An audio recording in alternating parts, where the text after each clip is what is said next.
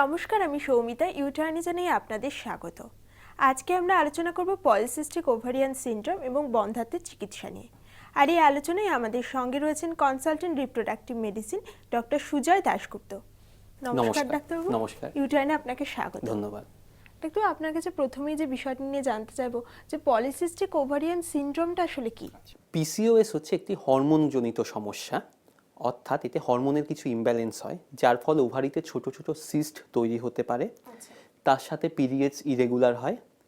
তার সাথে আর কিছু সমস্যা হয়, যেরকম কোনো কোনো মহিলার অতিরিক্ত লোম বাড়ছে, গোঁফদাড়ি গজানো পর্যন্ত হতে পারে, বা হচ্ছে কারো বন্ধ্যাত্ব হচ্ছে, অর্থাৎ সন্তান আসছে না, এই ধরনের সমস্যাগুলো হতে পারে। কিন্তু একটি জিনিস মনে রাখতে হবে, অনেক সময় মহিলারা এসে বলেন আমার ওভারিতে সিস্ট আছে। পলিসিস্টিক ওভারিতে যে সিস্টগুলো পাওয়া যায় সেগুলো কিন্তু অ্যাকচুয়াল সিস্ট নয়। ইনফ্যাক্ট পলিসিস্টিক ওভারির কিন্তু সিস্টের সমস্যা নেই, এটি হলো হরমোনজনিত সমস্যা। হরমোনজনিত সমস্যার কারণে ওভারিতে যে ডিমগুলো থাকে সেগুলো ঠিকমতো বড় হয় না এবং সেগুলো সিস্টের আকার নেয়। কাজে এটি কিন্তু এই ধরনের সিস্ট নয় যেটিকে আমি টিউমার বলে ভাবছি এবং অপারেশন করলাম মানে সিস্ট চলে গেল, এই ধরনের নয়। অর্থাৎ সিস্টটা মেইন সমস্যা নয়। আর আরেকটা কথা বলি, অনেক মহিলারই কিন্তু আলট্রাসোনোগ্রাফি করে আমরা পলিসিস্টিক ওভারি পেতে পারি। তার মানে সবারই যে পলিসিস্টিক ওভারিয়ান সিনড্রোম বা পিসিওএস আছে তা নয়। পিসিওএস এবং পলিসিস্টিক ওভারি আলাদা জিনিস। পলিসিস্টিক ওভারির সাথে যদি পিরিয়ডসের ইরেগুলারিটি বা যেগুলো বললাম অতিরিক্ত হেয়ার গ্রোথ, ওজন বেড়ে যাওয়া, অতিরিক্ত অয়েলি স্কিন, ব্রণ হওয়া, সেগুলো যদি থাকে তবেই তাকে পিসিওএস বলা যায়। আচ্ছা আচ্ছা ডাক্তার, এই ধরনের সমস্যার কারণটা কি? এক্স্যাক্ট কারণ আমরা এখনো পর্যন্ত জানি না। কেউ কেউ বলেন যে জেনেটিক কোনো কারণ হতে পারে, অর্থাৎ জন্মগত কোনো কারণ। কিছু কিছু ক্ষেত্রে বংশগত কিছু কারণ দেখা গেছে, অর্থাৎ মা বা কারো দিদির যদি পিসিওএস থাকে তাদের হতে পারে। কিছু কিছু ফ্যামিলিতে দেখা গেছে যাদের ডায়াবেটিস থাকে, ভাই বাবা মা দিদি কারো ডায়াবেটিস থাকলে তাদের পিসিওএস হতে পারে। তাছাড়া কিছু আননোন রিজনে, মানে কোনো কারণ জানি না কেন, কিন্তু দেখা গেছে যে যেসব মহিলার ওজন বেশি বা যারা পার্টিকুলারলি খুব ফাস্ট ফুড জাঙ্ক ফুড এই ধরনের খাবারগুলো খাচ্ছেন তাদের ক্ষেত্রে পিসিওএস হওয়ার সম্ভাবনা বেশি। কিন্তু এখনো পর্যন্ত আমরা সঠিক কারণ জানি না। তবে মনে করা হয় যে দুটি হরমোনের ইমব্যালেন্সের কারণে এটি হয়।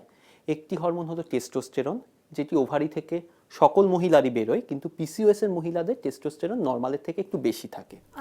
এই টেস্টোস্টেরনের কারণে পিরিয়ডস ইরেগুলার হয়। টেস্টোস্টেরনের কারণে ওভারিতে ডিম ঠিকমতো বড় হয় না, যেটা বললাম সে কারণে ডিমগুলো সিস্টের মতো দেখায়।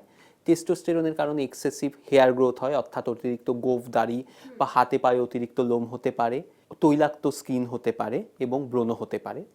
আরেকটি হরমোন যেটির ইমব্যালেন্স থাকে সেটি হলো ইনসুলিন। ইনসুলিন একটি হরমোন যেটা অগ্নাশয় থেকে বেরোয়, আমাদের রক্তের সুগার কন্ট্রোল করে। পিসিওএস এর মহিলাদের ইনসুলিন থাকে কিন্তু ইনসুলিন কাজ করতে পারে না, যাকে আমরা ইনসুলিন রেজিস্ট্যান্স বলি। তার ফলে কি হয়, রক্তে সুগার বেড়ে যায়। সুগারটিকে কমানোর জন্য ইনসুলিন আরও বাড়তে থাকে। এই বেশি ইনসুলিনের কারণে রোগীর ওজন বেড়ে যায়, ওভারি ঠিকমতো কাজ করে না, প্রেগনেন্সি আসতে অসুবিধে হয় এবং পরবর্তীকালে ডায়াবেটিস হওয়ারও একটি রিস্ক থাকে। আচ্ছা, মূলত হরমোনজনিত সমস্যার কারণেই পিসিওএস হয়। তো আপনি তো বললেন যে এই ধরনের সমস্যা থাকলে প্রেগনেন্সি সহজে আসতে চায় না। তো এই প্রসঙ্গে আমি একটু জানতে চাইবো যে পিসিওএস এর সাথে বন্ধ্যাত্বের ঠিক কতখানি সম্পর্ক? বেশিরভাগ পিসিওএস এর মহিলারই কিন্তু স্বাভাবিকভাবে প্রেগনেন্সি আসতে অসুবিধে হয়। তার কারণ হচ্ছে এসব মহিলাদের ওভারিতে অনেক পরিমাণে ডিম থাকে, ইভেন বলবো প্রয়োজনের তুলনায় অতিরিক্ত ডিম থাকে, কিন্তু সেই ডিমগুলো ঠিকমতো বড় হয় না এবং রাপচার হয় না। সাধারণত কি হয়, প্রত্যেক মহিলারই মাসিকের মাঝামাঝি সময়ে একটি ডিম বড় হয় এবং সেটি ফেটে বেরোয়, যাকে ওভুলেশন বলা হয়। ওভুলেশনের পরে সেই একটি যদি কোনো স্পার্ম পায়, সেই স্পার্মের সাথে মিলে এমব্রায়ো বা বাচ্চা তৈরি করে, তার ফলে প্রেগনেন্সি আসতে পারে। কিন্তু যদি সেই ডিম ফেটে বেরোতে না পারে, অর্থাৎ ওভুলেশন হতে না পারে, কাজে যতই স্পার্ম যাক তার প্রেগনেন্সি আসবে না। এই কারণে পিসিওএস এর মহিলাদের বন্ধ্যত্ব হয়। তাছাড়া আরও কিছু কারণ থাকে। অনেক মহিলায় বললাম টেস্টোস্টেরন তাদের বেশি থাকে, তাদের ইউটেরাসে কোনো ডিফেক্ট থাকতে পারে, তাছাড়া অনেকের ওজন বেশি থাকে, সেই কারণে তাদের প্রেগনেন্সি আসতে অসুবিধা হতে পারে। আচ্ছা ডাক্তার, পিসিওএস থেকে কি পরবর্তীকালে অন্য কোনো ধরনের রোগ আসতে পারে? অবশ্যই। পিসিওএস কিন্তু শুধুমাত্র ওভারিতেই সীমাবদ্ধ থাকে না। মানে আমরা ওভারিয়ান সিনড্রোম বলি, কিন্তু তার মানে এটি ওভারির রোগ শুধুমাত্র নয়। পিসিওএস যদি ঠিকমতো কন্ট্রোলে না থাকে, ডায়াবেটিস হতে পারে, হার্ট ডিজিজ হতে পারে, হাইপার টেনশন অর্থাৎ ব্লাড প্রেশার বেড়ে যেতে পারে, স্ট্রোক হতে পারে, লিভারের সমস্যা হতে পারে, বন্ধ্যাত্ব তো অলরেডি আমরা বললামই। ইভেন অনেক মহিলার থাকে যাদের গলার ভেতর ফ্যাট জমে যায় এবং তাদের রাত্রে ঘুমাতে অসুবিধে হয়, অনেকে নাক ডাকেন, দিনের বেলা তাদের বারবার ঝিমুনি পায়। আর বছরে যদি 3বারের যদি কম পিরিয়ড হয় পিসিওএস এর কারণে, তাহলে ইউটেরাসের যে লাইনিং, যাকে এন্ডোমেট্রিয়াম বলে, সেটি মোটা হয়ে যায় এবং সেটি মোটা হয়ে গেলে তার থেকে ক্যান্সার হওয়ার রিস্ক থাকে। তবে বলবো পিসিওএস এর সব মহিলারই যে এই ধরনের সমস্যা হয় সেটা নয়। যেসব মহিলার ওজন বেশি থাকে পার্টিকুলারলি তাদের ক্ষেত্রে এই ডায়াবেটিস, ক্যান্সার, বন্ধ্যাত্ব এগুলো হওয়ার সম্ভাবনা বেশি থাকে। আচ্ছা ডাক্তার, কোনো পেশেন্টের যদি পিসিওএসটা কনফার্ম হয় তো সেক্ষেত্রে আপনারা কিভাবে ট্রিটমেন্টটা শুরু করেন? প্রথমে যেটা আমরা বলি পেশেন্টদেরকে, যে কথাটা শুনে বেশিরভাগ মহিলারই ভালো লাগে না, যে পিসিওএস কিন্তু কিওরেবল না, অর্থাৎ পিসিওএস সারবে না। আমরা যেরকম জানি যে ডায়াবেটিস হলে সারে না, বা একবার ব্লাড প্রেশারের ডিজিজ হলে সাধারণত সারে না, সে পিসিওএস সারবে না, কিন্তু সেটিকে কন্ট্রোলে রাখা যেতে পারে। মজার কথা হলো পিসিওএসকে কন্ট্রোলে রাখার জন্য বেশিরভাগ ক্ষেত্রে কোনো ওষুধ দরকার হয় না। যেটি দরকার সেটি হলো লাইফস্টাইল চেঞ্জেস, অর্থাৎ জীবনযাত্রায় কিছু পরিবর্তন করা। যেরকম আমরা বলি ওজন কমানো, এক্সারসাইজ করা বা ডায়েটিংয়ের মাধ্যমে ওজন কমানো। তার সাথে হচ্ছে কিছু খাওয়া দাওয়ার কন্ট্রোল করা, যেরকম ফাস্ট ফুড, জাঙ্ক ফুড সেগুলো কম খাওয়া, সবুজ শাকসবজি, ফলমূল জাতীয় খাবার এগুলো বেশি করে খাওয়া, যাতে ওজনটি কন্ট্রোল থাকে। তারপরে যদি দেখা যায় ওজন কন্ট্রোল করার পরেও প্রেগনেন্সি আসছে না, তখন আমরা বিভিন্ন স্টেপে বিভিন্ন ট্রিটমেন্টের জন্য যাই। যেরকম প্রথম স্টেপ হলো ওভুলেশন ইন্ডাকশন, সেটি যদি ফেল করে তখন আমরা বলি আইইউআই করার জন্য, সেটি যদি ফেল করে তখন আমরা বলি আইভিএফ এর জন্য। আচ্ছা ডাক্তার, আপনি যে এই বললেন যে প্রথম স্টেপটা হচ্ছে ওভুলেশন ইন্ডাকশন, তো ওভুলেশন ইন্ডাকশন বিষয়টা যদি একটু বুঝিয়ে বলেন। ওভুলেশন জিনিসটা তো বললাম, অর্থাৎ হচ্ছে ওভারি থেকে যে এগ বেরোয়, যে পদ্ধতিটাকে ওভুলেশন বলে, যেটি সাধারণত পিসিওএস এর মহিলাদের হতে অসুবিধে হয়। আমরা তাদেরকে প্রথমে কিছু ওষুধ দিই, মুখে খাওয়ার ওষুধ দিই। ওষুধ দিয়ে আমরা আল্ট্রাসাউন্ড করে দেখি যে ডিমটি বড় হচ্ছে কিনা, অর্থাৎ ওভুলেশন হচ্ছে কিনা। অনেক মহিলা থাকে তারা ওষুধ নিচ্ছেন কিন্তু তারা আল্ট্রাসাউন্ড করে দেখছেন না যে ওষুধটা কাজ করছে কিনা। এটা কিন্তু খুব দরকার, ওষুধ কাজ করছে কিনা। আমরা পিরিয়ড যদি শুরু হয়, প্রথম দিন যেদিন শুরু হলো তাকে বলি আমরা ডে 1। ডে 3 থেকে ডে 7 পর্যন্ত আমরা সাধারণত ওষুধ দিই। 9 নম্বর দিন থেকে আমরা 1 দিন 2 দিন পর পর আমরা আল্ট্রাসাউন্ড করে দেখি যে ডিম বড় হচ্ছে কিনা। ডিম যদি বড় হয় তাহলে তার প্রেগনেন্সি আসার চান্স হচ্ছে 15%, অর্থাৎ 100 জন মহিলার যদি ডিম বড় হয়ে রাপচার হয়, অর্থাৎ ওভুলেশন হয়, তার মধ্যে 15 জনের প্রেগনেন্সি আসতে পারে 1 মাসে। প্রথমবারে যদি দেখা যাচ্ছে ডিম বড় হচ্ছে না, আমরা পরের বারে অন্য ডোজের ওষুধ দিচ্ছি বা আমরা কোনো ইনজেকশন দিই।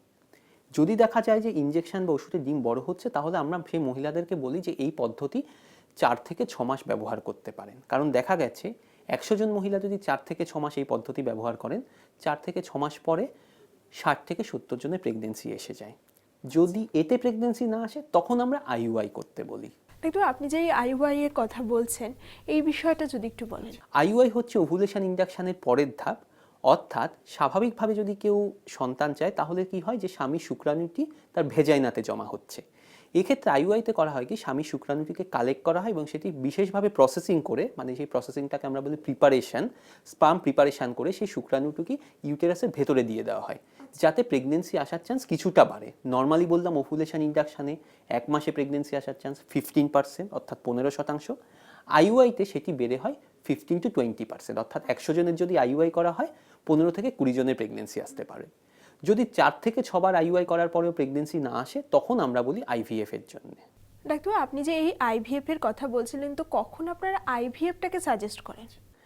এই যে বললাম, যদি ওভুলেশন ইন্ডাকশন, আইইউআই এই সব পদ্ধতিগুলো করা হয়ে গিয়ে থাকে, কোনোটাতে প্রেগনেন্সি আসছে না, তখন বলি। অথবা তার আইভিএফ করার অন্য কোনো কারণ আছে, যেমন সেই মহিলার বয়স বেশি, অনেক দিন ধরে বন্ধ্যত্বের সমস্যায় ভুগছেন, স্বামীর শুক্রাণুর কোনো ডিফেক্ট আছে, অথবা টিউবে ব্লক আছে, এন্ডোমেট্রিওসিস বা এই ধরনের কোনো রোগ আছে, তখন আমরা বলি যে আর অপেক্ষা না করে তাড়াতাড়ি আইভিএফ করার জন্য। পিসিওএস এর মহিলাদের আইভিএফে বা যে কোনো ইনফার্টিলিটি ট্রিটমেন্টে সুবিধা হচ্ছে, তাদের কিন্তু প্রেগনেন্সি আসার চান্স অন্য মহিলাদের থেকে বেশি।